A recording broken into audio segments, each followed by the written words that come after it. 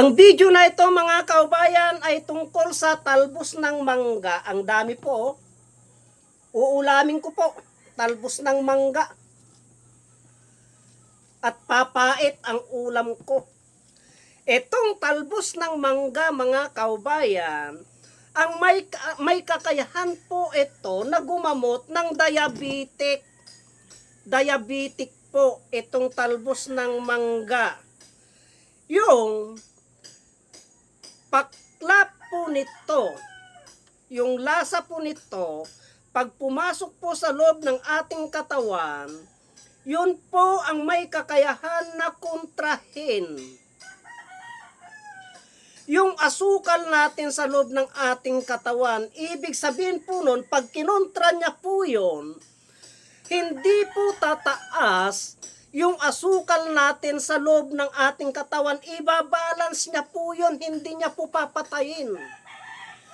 Mga kababayan, kasi hindi tayo pwedeng maubusan ng asukal sa loob ng ating katawan. Yan po ang isang kakayahan ng talbos ng mangga bilang panggamot sa sakit na diabetic. Pangalawa,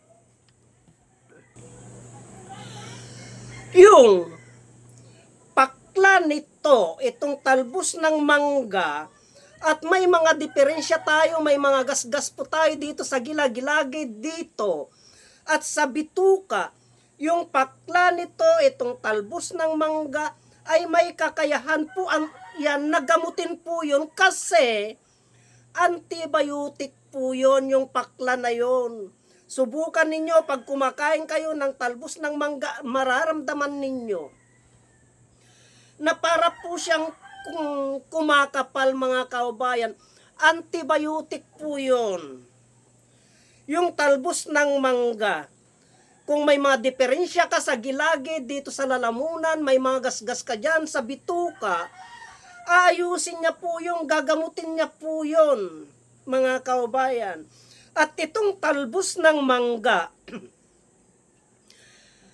pag habang ikaw ay nag-uulam ng sariwa nitong talbos ng mangga, at ipinapasok mo po sa loob ng ating katawan yung spirit po nito, yung lasa po nito, nararamdaman mo po yun na parang rinirelax niya yung ating katawan.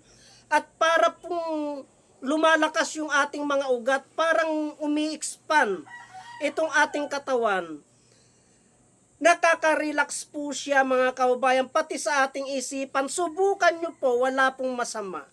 Subukan nyo, madalas kayong mag-ulam ng talbos ng mangga. Mararamdaman nyo po yung epekto niya.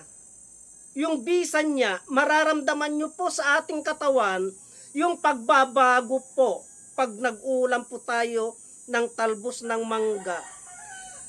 Ang proseso ng paggamit nito, itong talbos ng mangga na ito, katulad nito, ang dami ang haba ay kinakain ng hilaw po yan kahit na medyo matigas na, basta't mura pa po, na katulad nito. Mga kaubayan, kukunin po na ganyan yan, tanggalin lamang po yung tangkay na matigas na ganyan, kasi medyo tanggalin po lamang yan. Kakainin na po yan, ulamin na po yan, kasi ulam ko yan dahil kakain na po ako. Ibinidyo ko lamang po ito para makita nyo po.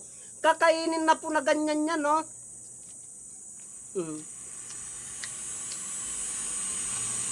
Napakasarap po.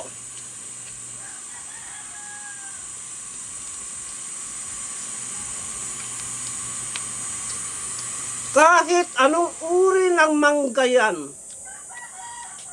tumalsik. Kahit anong uri po ng klase ng mangga, pwede po. Basta't yung manggang kinakain po.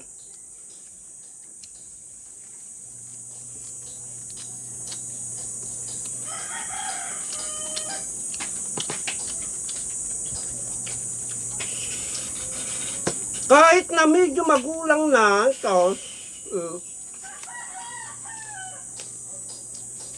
basta't malambot pa po mga kaubayan.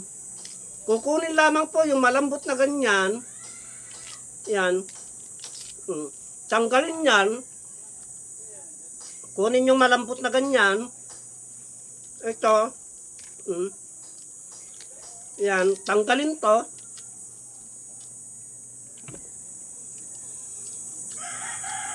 Ulamin na yan. Sausawan ko sibuyas, kamatis.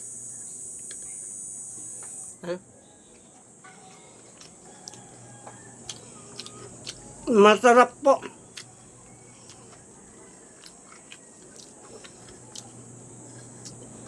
Kaya, hanggang dito na lang pong video na ito at kakain na po ako mga kaubayan. Marami pong salamat.